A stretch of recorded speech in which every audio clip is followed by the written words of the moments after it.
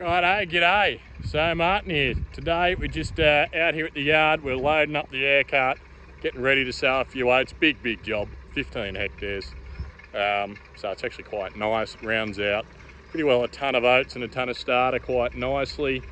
Although oats being the low density thing they are, that bag's about 750 kilos. So yeah, it's going to be at least 2 fills, but whatever. We'll live. So we got the starter in and that box is calibrated. This air cart, I can't shut down individual boxes when I calibrate, so they're all on. So to save a bit of a mess, I just calibrate them one at a time as I fill them up. Then I'll leave the doors loose at the bottom, and I'll come around and then dump whatever seeds and grains drained out of them when I calibrate the others, and it just saves a bit of a mess, and obviously then tip them back up into the cart. So yeah, just got to get the oats in, and we've also got, you can see the yellow bag behind me maybe, yes there it is, some Forage Brassica that we're going to mix in through it, and that should just help to boost the protein in there. Again, just rounding out a bag, so it's probably going on a bit heavy, which isn't a bad thing because it is very hot. Yesterday was 36, today is, what is it, 35 I think, 34 maybe, and it's mid-March, so we got the green for St. Paddy's Day, which was actually yesterday, so we're the 18th today, and yeah, it's it's late, it's hot, we do have moisture, but there is a chance that as soon as we split the ground open we'll dry it out, but have moisture, will sow. So early, so often I think, even though we're late. And yeah, so once that's all in the ground, depending what time it is the salvo, we might load up, fill the air cart back up with nitrogen, just put both bins full, and basically because I don't have a spreader and it's a small area, and they are talking more rain next weekend, I was thinking I was just going to go around with the units of the air seeder up out of the ground and effectively just spread it. Yeah, just like a spreader bar effectively. It's sort of what you got to do when you make and do. Like, who's going to come do a contract job for 15 hectares? No one. Well, I wouldn't anyway, so I sort of assume no one else will. Anyway, let's load these oats. Righto, so we've got what's called a fled bag on the bottom of that bulker bag. It's pretty well a gate valve, so I can shut it off if need be. And the auger's running pretty slow. We're pretty well just trickling the oats in here. The reason for that is I don't actually know if I'm going to fit that entire bulker bag in here, even though it's only 750 kilos. And to save making a mess, I want to make sure I've got plenty of time to get down there and shut it off before I overflow it. The joys of being a broke-ass cocky. Righto, so we've got the air cart full and calibrated. Chock-a-block, that bin probably holds about 600 kilos of oats, which, yeah, not great. So that's enough for about 9 hectares. So come the 7 hectare mark, I'll have to come back here, refill, and go again, which might mean I've got to fill, 3 times total, which is, wow. Anyway, lubed up all the cogs and chains, yeah, now we've just got to go along and grease the 125 nipples on all the units, plus the tractor, plus the cart, and go from there. Fun times, and then I might actually get to go sowing. And it is nearly 10 o'clock. So each of these units have a nipple there and one on the other side as well. I've got that one there, got one up there, and then they've got, oh, can't really see that on camera. I've got one down in there somewhere. There he is, 5 nipples per unit. It's the longest part of setting this up is greasing it, and I'm glad I've only got 24 units. So I got the base station on. Fan is on, as you can hear. Water bottle is full. Units are greased. Let's see if we got seed. Looks like we have seed. I'm going to check those individually, and then we are off. Right, so I nearly just drove off without my charging cable for the phone, and what a disaster that would have been. But we are rolling. So it's about 11:30 now.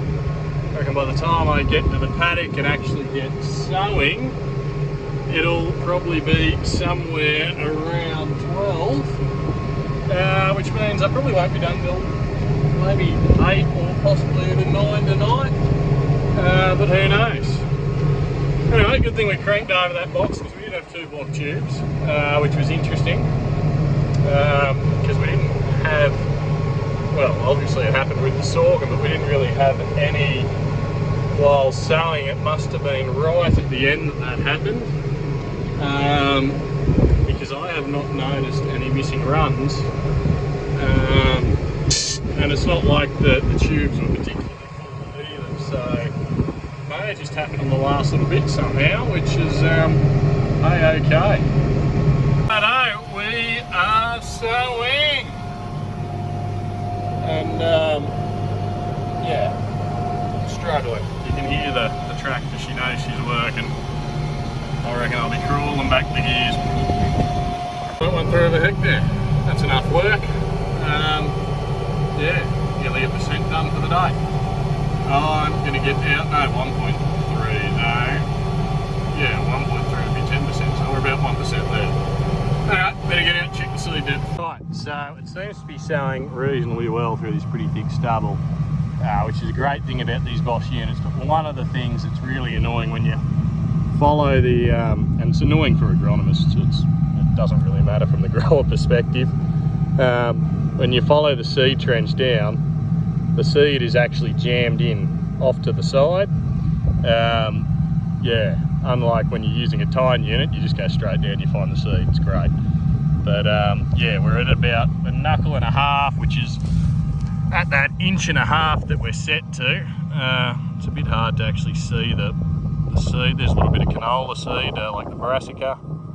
It's a bit hard to see it all mixed in there, but we're down, we're well and truly in moisture. Hopefully it doesn't get dried out, but it does look like it's going pretty well there. So yeah, as you can see, like here on this unit, you got your disc goes down at that angle. You got your seed, can't think of the name, but your seed tube there effectively drops it in down beside it, and then your press wheel comes along and jams it back in at an angle, so it ends up at the opposite wall to the angle that you find your trench going down at. So easy to find when you're right behind the machine, you know what's where, but yeah, when you're out in the paddock and you're checking the depth on a grower's job, it can be a bit tricky to find. Anyway, back at her. Well, second headland and we got pretty warm, so yeah, I'm gonna go home and yeah, go have a lay down for the afternoon and then come back tonight when hopefully it's a bit cooler and we can actually get across this country. Yeah, I just tried to keep going again, finish off the headland, but nah, I've folded up, gonna go back to the shed, park up there, come back tonight, and we'll go then when she's a bit cooler. Right, so it's just after 8, same night, different shirt. The other was covered in grease and dirt, and I didn't want to keep wearing it. But yeah, just after 8, we're on our way back to the paddock now. So I've given the radiator a bit of a hit with the pressure washer to try and clean some of the crap out. How much of that I don't know. I got just because by the time I actually did it, I didn't want to do it while it was hot. It was already after dark. Yeah, so I've done that. I've pulled the panelling off one side of the engine just to try and keep it cool there, give the air a bit more room to escape, and also importantly topped up the 8 seams I was back here. That way I won't have to fill it back up again until I come back to do the bit just by the shed. Anyway, onwards. Right, so we had a bit of an issue in the last paddock. Fairly heavy stubble load, kept blocking up the units. But it was only particular units with mud scrapers. So I've come back to do this paddock, which should be about the same amount of seed as was left in the other one. So by the time I finish here, I should be right to fill up and go back and finish off that other one. But I came back to do this one so I could rip all the mud scrapers off. And hopefully go a bit better. Now, the reason why I'm just in here now is it's got a lot less stubble. This was oats last year, and I thought, well, why not? I'll give it a go, see what happens. And it's doing a marvellous job. So, hopefully I don't make too much of a mess here in the headland. We'll finish this little 5 hectare bundle of joy, which we're just about to finish the second headland, and we're already at 1.8 hectares, so yeah, great fun. Anyway, all going well on the eastern front, so hopefully have a smooth run for the rest of the night. Okay, so I'm back in that first paddock, so far things seem to be going okay, but time will tell. The theory I'm running on is that the mud scrapers that were on there were just creating a bit too much friction for the disc to roll over this stubble and cut through it. So I pulled them all off, and we will see how that goes, but first run's looking good. Righto, so Martin here, back in the tractor again today, following on. So I got home last night, literally 5 minutes before my alarm went off to wake up. So I told him to go get stuff, went back to bed for another couple of hours. Basically, we're just driving along with the units up, as you can see, and using it as an 8 metre bar spreader, just spreading that nitrogen on top. Good rain coming next weekend to run it, wash it in. Why aren't I trying to drill it into the ground? Well, one, we don't actually lose that much to volatilisation on these black soils. Two, it's a time thing. Last night, at best, I was doing about 4 k's an hour. At the moment, I'm punching along at about 7 k's an hour, and the tractor's barely breaking a sweat. It's just a horsepower thing. It did struggle a lot more over in that other hill paddock,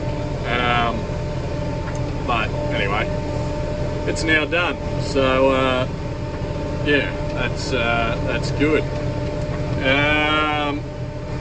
So basically that's where I'm at there. Oh, one other thing. So I somewhere in that last paddock I broke a latch on top of the one of the bins on the air cart. So it was sucking air and used bugger all fertiliser. So we shall take that as a sign that it's got a half rate or something. So I've put a strap over the lid, strapped it down shut, and hopefully it'll still run as normal now. It sounded like it was sealed, so hopefully when I open it up at the end of this, there'll only, I guess there'll be half a bin there or something. And when we spread the nitrogen for our winter crop, I'll just make a note to the spreader to just run out, I don't know, whatever's over there, 50 kilos, something like that. Maybe a bit more, maybe 70. Anyway, we shall keep on keeping on. Alright, so I'm done. Nice, smooth, easy in that last paddock, not going up and down a bloody hill.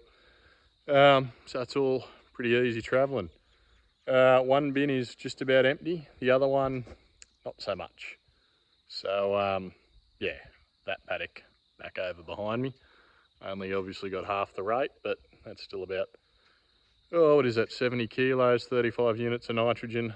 That's it's enough to get it established, get it away, and then when we get a spreader in to spread the country that's going to a winter crop, then we can go ahead and top it up and get it backed up to where she should have been.